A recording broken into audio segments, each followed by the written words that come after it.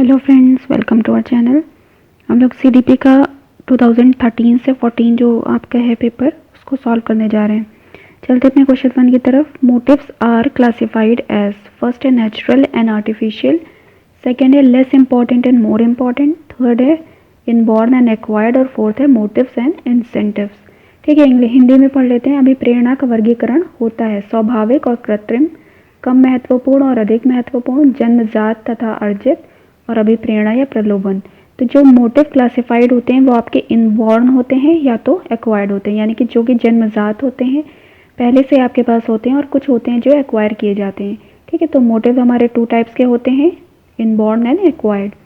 Question 2, in a process of learning transfer of learning can be positive, negative, zero, all of these. Hindi में सीखने की प्रक्रिया में सीखने का स्थानांतरण हो सकता है सकारात्मक, नकारात्मक, शून्य या उपरोक्त सभी।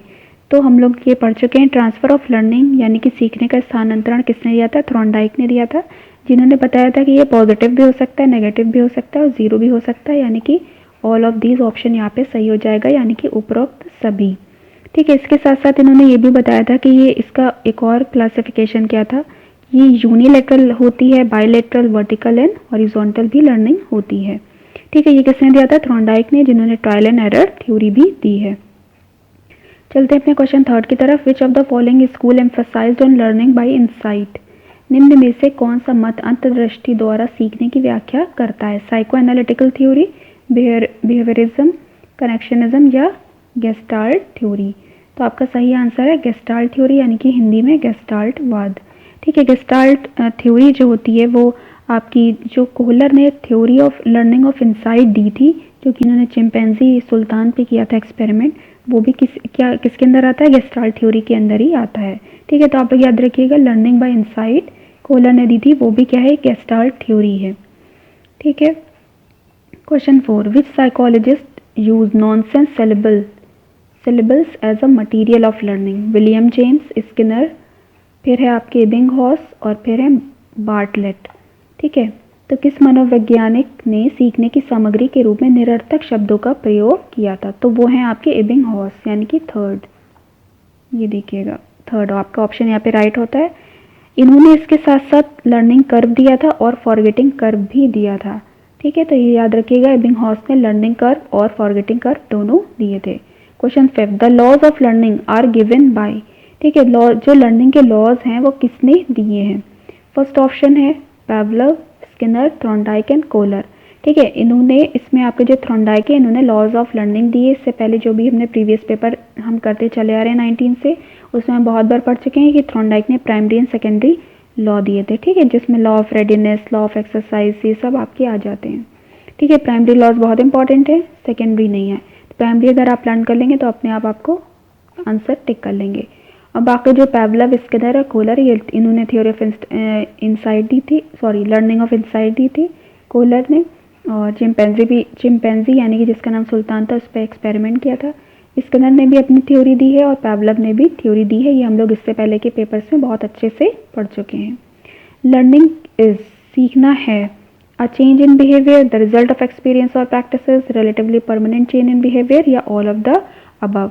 यानी कि जो सीखना है वो क्या है? व्यवहार में परिवर्तन है, अनुभव है तथा अभ्यास का परिणाम है, या व्यवहार में अपेक्षाकृत स्थायी परिवर्तन है। तो ये ऑल ऑफ द अबव इसके अंदर सारे आ जाएंगे। यानी कि लर्निंग जो सीखना है वो चेंज, बिहेवियर में भी चेंज आ जाता है उससे। ठीक है, काफ़ी एक्सपीरियंसेस हो जाते हैं और रिजल्ट्स भी हमें मिलते हैं, और एक परमानेंट चेंज हमारे बिहेवियर के अंदर हो जाता है। तो ये लर्निंग के अंदर ये सारी चीज़ें आ जाती हैं। ठीक है, question 7, physical growth and development is called readiness, maturation, mobility या हेरिडिटी। शारीरिक वृद्धि और विकास को कहते हैं तत्परता, अभिवृद्धि, गतिशीलता या अनुवांशिक। हेरिडिटी एक अलग चीज़ है, मोबिलिटी गतिशीलता से मतलब मोशन से रिलेटेड है, रेडीनेस मतलब तत्पर, रेडी रहने के लिए है, मैच्योरेशन ऐसी चीज़ है जो आपके यहाँ पे राइट हो जाएगी, यानी कि अभिवृद्धि। शारीरिक वृद्धि और विकास को अभिवृद्धि कहते हैं। ठीक है, फिजिकल ग्रोथ जो हो रही है बच्चे के अंदर, और जो डेवलपमेंट हो रहे हैं उसके सोशल, इमोशनल, इंटेलेक्चुअल। ठीक है, तो ये सारे जो डेवलपमेंट हो रहे हैं वो सब क्या है? आपके मैच्योरेशन है, यानी कि अभिवृद्धि है। Question 8, thinking is a mental activity in its cognitive aspect. चिंतन संज्ञात्मक पक्ष में एक मानसिक क्रिया है। ये कथन किसने दिया था। ठीक है, तो ये कथन आपके रॉस ने दिया था। तो आप लोग याद रखिएगा, thinking is a mental activity in its cognitive aspect. ठीक है, ये किसने दिया है? रॉस ने दिया है। और बात करेंगे on the basis of child psychology which statement is appropriate. बाल मनोविज्ञान के आधार पर कौन सा कथन सर्वोत्तम है?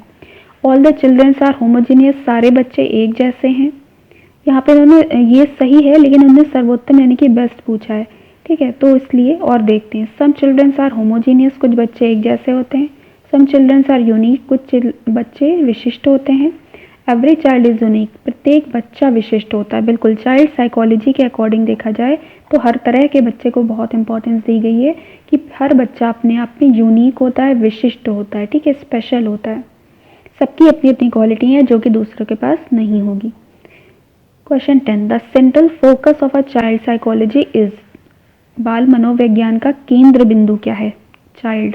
ठीक है, जो बालक है वो ही बाल मनोविज्ञान का केंद्र है, नो डाउट। यहाँ पर सिर्फ चाइल्ड आ जाएगा। बाकी चीज़ें बाद में आती रहेंगी कि स्कूल कैसा हो, टीचिंग प्रोसेस कैसी हो, गुड टीचर। मेन सबको जो भी इन पे काम किया जाएगा वो चाइल्ड के चारों तरफ देख के किया जाएगा कि इसके लिए सबसे बेहतर क्या है, बेस्ट क्या है।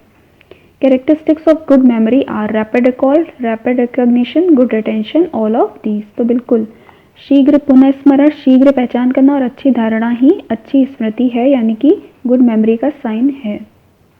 Question 12, the literal meaning of emotion is aggression and fear, affection and love, excitement और disturbance in feeling, none of the above. ठीक है, अब बात यहाँ इमोशंस की कर रहे हैं। तो इमोशन के लिटरल मीनिंग अगर कहा जाए तो एक्साइटमेंट और डिस्टर्बेंस इन फीलिंग। ठीक है, यानी कि आपका जो ये थर्ड है ये आपका आ जाएगा। उत्तेजना या भावों में उथल पुथल ही आपका इमोशन है। ठीक है, अगर थोड़ी सी इमोशंस की बात कर लेते हैं, इससे पहले भी हम लोग पढ़ चुके हैं इमोशंस की थ्योरी किसने दी थी। तो इन्होंने आपके वॉटसन ने इसको बताया था कि फेयर, एंगर, लव के बारे में बताया था कि ये इमोशंस में आते हैं। ठीक है, सब साइंटिस्ट जो साइकोलॉजिस्ट थे उन्होंने अपने अपने अकॉर्डिंग इसको क्लासीफाई किया। पॉल एकमैन ने इसको 6 टाइप में डिवाइड किया था। ठीक है, रॉबर्ट प्लचक ने इसे 8 बेसिक स्ट्रक्चर इसके दिए थे, जिनको 4 पेयर्स में इन्होंने डिवाइड किया था। इसी तरह से जेम्स लैंग थे, उन्होंने भी बताया था कि जो फिजियोलॉजिकल अराउजल होता है वो इमोशंस होते हैं, यानी कि पहले हमारी आंख में आंसू आते हैं। ठीक है, मतलब कहने का ये कि अगर हमें कोई भी दिखा, शेर दिख गया, फिर हम उससे डरेंगे। ठीक है, तो पहले फिजिकल अपीयरेंस आती है, अराउजल होता है, शारीरिक उत्तेजना होती है, फिर हमें उस पर इमोशंस या जो भी हमें जैसे डर लगा तो वो बाद में आता है। ये जेम्स लैंग के अकॉर्डिंग था। ठीक है, तो हर साइंटिस्ट ने, हर साइकोलॉजिस्ट ने अपना अलग अलग अपने अकॉर्डिंग दिया था। वॉटसन ने क्या दिया था? फेयर, एंगर एंड लव के बारे में बताया था। Question 13, first stage to learn skill, reality, imagination, coordination और इमिटेशन। यानी कि अगर हम कुछ भी सीख रहे हैं तो सबसे पहले की अवस्था क्या होगी? तो सबसे पहले कोई भी होगा वो इमिटेट करेगा, यानी कि अनुकरण करेगा। जो भी कोई टीचर है, जब बच्चा पढ़ता है तो वो उसकी नकल करता है सबसे पहले। ठीक है, तो फर्स्ट स्टेज क्या होगी? Imitation. The concept of mental as is introduced by. ठीक है, ये बिने साइमन ने दिया था, इससे पहले भी हम लोग पढ़ चुके हैं। इन्होंने एक फॉर्मूला भी दिया था और अपना चार्ट भी पूरा दिया था कि कितने आई के लेवल पे कौन सा किस तरह का चाइल्ड होगा। ठीक है, उसका क्लासिफिकेशन भी इन्होंने किया था और हम लोग पीछे इसको पढ़ चुके हैं। तो आप लोग याद रखिएगा, बिने साइमन इन्होंने क्या दिया और इन्होंने स्पेसिफिक इंटेलिजेंस के बारे में भी बताया था। इसके साथ साथ मेंटल एज के साथ साथ इन्होंने स्पेसिफिक इंटेलिजेंस के बारे में भी बताया था। A good teaching method for infancy stage. अगर इन्फेंसी स्टेज यानी कि शैशवावस्था है तो सबसे अच्छा मेथड इसमें से क्या होगा? तो बच्चे के हिसाब से देखिए तो मॉन्टेसरी, प्लेवे, किंडरगार्टन, ये सारे इंपॉर्टेंट, बहुत ही सारे मेथड बहुत ही इंपॉर्टेंट है और ये सारे यहाँ पर टिक हो जाएगा, यानी कि उपयुक्त सभी इंपॉर्टेंट है उसके लिए। ठीक है, question 16, in child development emphasis is on process, emphasis is on the role of the environment and experiences, it is study for the conception to adolescence, और फिर है all of the above. Hindi में पढ़ते हैं। बाल विकास में प्रक्रिया पर बल दिया जाता है, वातावरण और अनुभव की भूमिका पर बल देते हैं, गर्भावस्था से किशोरावस्था तक का अध्ययन है या उपरोक्त सभी। तो बिल्कुल ये इससे पहले भी क्वेश्चन आ चुका है कि ये कंसेप्शन टू एडोलेसेंस होती है, इसमें स्टडी की जाती है, यानी कि गर्भावस्था से लेकर जब तक बच्चा किशोर अवस्था में नहीं आ जाता है उसकी स्टडी की जाती है। उसी को क्या कहते हैं? चाइल्ड डेवलपमेंट कहते हैं। ठीक है, question 17, scope of the study of child development is. ठीक है, इसमें से स्कोप पूछा है कि अध्ययन क्षेत्र, बाल विकास का अध्ययन क्षेत्र क्या है? Study of different stages of child development, बिल्कुल है। Study of effect of environment on child development, बिल्कुल। स्टडी ऑफ इंडिविजुअल डिफरेंसेस, बिल्कुल, ये तो बहुत ही इंपॉर्टेंट है। तो यहाँ पे आपका ऑप्शन हो जाएगा 4, यानी कि सारे सही हैं। हिंदी में देखें तो बाल विकास को विभिन्न अवस्थाओं का अध्ययन भी कहते हैं। वातावरण का बाल विकास पर पड़ने वाले प्रभावों का अध्ययन भी होता है और वैयक्तिक विभिन्नताओं का भी अध्ययन को कहते हैं बाल विकास। ठीक है, सबके अंदर ही आता है, स्कोप में सारी चीज़ें आ जाती हैं। Question 18, survival of the fittest is the principle of Darwin. ठीक है, नो डाउट, यहाँ पे सीधा हम टिक कर देंगे डार्विन। इन्होंने कहा था कि सर्वाधिक उपयुक्त जीवित रहता है। ठीक है, जो सर्वाधिक उपयुक्त होगा वही वो होगा, जीवित रहेगा। बिनी साइमन के टेस्ट की फिर से बात आ गई। बिनी साइमन टेस्ट मेजर करता है जनरल इंटेलिजेंस को, स्पेसिफिक इंटेलिजेंस को, एटीट्यूड को, एप्टीट्यूड को। तो अभी हमने पढ़ा था कि विशिष्ट बुद्धि यानी कि स्पेसिफिक इंटेलिजेंस को ये मेजर करते हैं बिनी साइमन टेस्ट। ठीक है। Question 20, factors influencing the emotional development, इसमें से क्या इमोशनल डेवलपमेंट को अफेक्ट करेगा? ठीक है, पहला है फिजिकल हेल्थ, फिर है mental abilities, fatigue, all of the above. तो बिल्कुल ये सारी चीज़ें इफेक्ट देंगी, यानी कि शारीरिक स्वास्थ्य, मानसिक योग्यता और थकान, ये सारी चीज़ें इंपॉर्टेंट हैं इमोशनल डेवलपमेंट के लिए। ठीक है, इन्फ्लुएंस करती हैं ये। Social development means acquisition of the ability to have in the according with the social exceptions, this statement is given by. ठीक है, ये आपके स्टेटमेंट दिया है हरलॉक ने। सामाजिक प्रत्याशाओं के अनुरूप व्यवहार की योग्यता का अधिगम सामाजिक विकास कहा जाता है। किसने कहा है? हरलॉक ने कहा है। The most appropriate meaning of learning is acquisition of skills, फिर आपका है इनकल्केशन ऑफ नॉलेज, फिर है मॉडिफिकेशन ऑफ बिहेवियर या पर्सनल एडजस्टमेंट। हिंदी में देखें तो सीखने का सर्वाधिक उपयुक्त अर्थ है कौशल अर्जन, सिर्फ स्किल्स आ जाएं, या सिर्फ नॉलेज बढ़ जाए, ज्ञान अर्जन हो जाए, या व्यवहार में चेंज आए, बिहेवियर में, या व्यक्तित्व समायोजन, यानी कि हम बस इतना हो जाए कि हम एडजस्ट करने लगे। तो सबसे इसमें बेस्ट आपका आंसर है व्यवहार में परिमार्जन, यानी कि बिहेवियर में मॉडिफिकेशन होना। बिहेवियर पूरा बदल जाएगा, मॉडिफाइड हो जाएगा, वो आपकी होती है लर्निंग, यानी कि सीखना।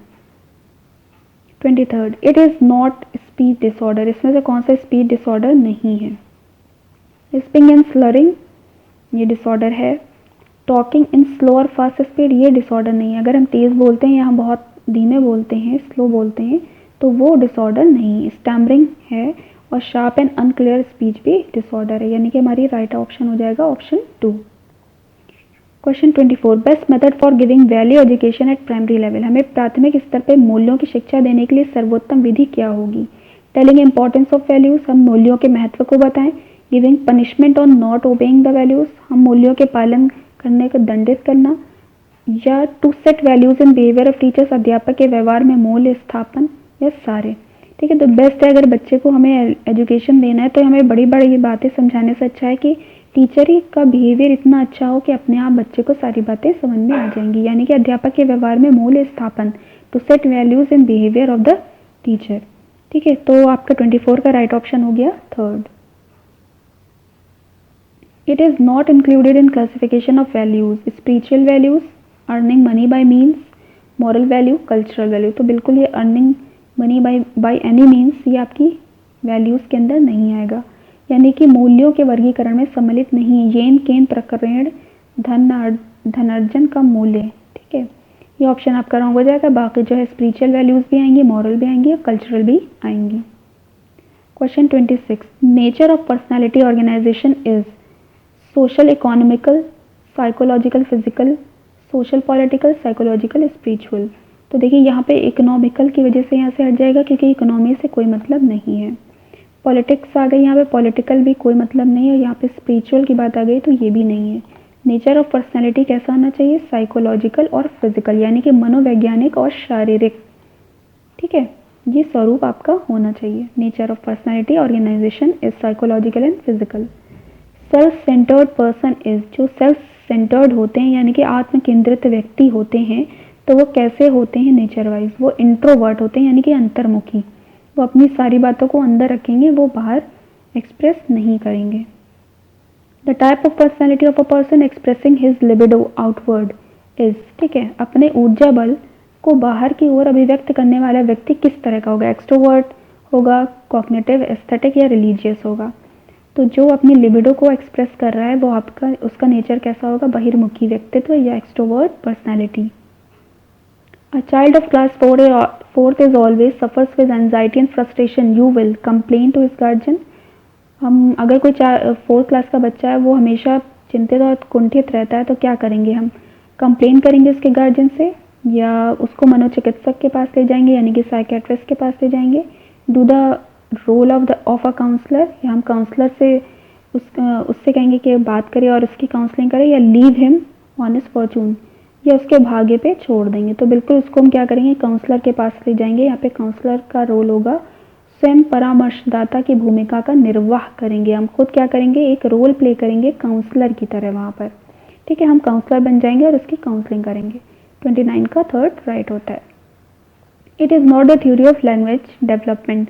इसमें से कौन सी थ्योरी लैंग्वेज डेवलपमेंट की नहीं है? कंडीशन थ्योरी है, थ्योरी ऑफ इमिटेशन भी इसी में आ जाता है, थ्योरी ऑफ मैच्योरेशन भी लर्न आ जाती है लैंग्वेज में, लेकिन सरप्लस एनर्जी थ्योरी जो होती है वो आपकी लैंग्वेज डेवलपमेंट की थ्योरी नहीं है। ठीक है, यानी कि अतिरिक्त शक्ति का सिद्धांत ये आपकी भाषा विकास का सिद्धांत नहीं है। तो क्वेश्चन 30 का राइट ऑप्शन हुआ ऑप्शन थर्ड। ठीक है, इसी के साथ नेक्स्ट जो हमारा सेट है उसमें हम लोग मिलते हैं। और अगर कोई भी क्वेरी कोई भी क्वेश्चन हो तो आप पूछ सकते हैं, और अगर आपको टॉपिक वाइज कोई भी लगे कि आप ये पढ़ाइए तो आप हाँ उसको कमेंट करिए, तो फिर आपको वो अच्छे से वीडियो बना के दिया जाएगा। Okay, thank you so much.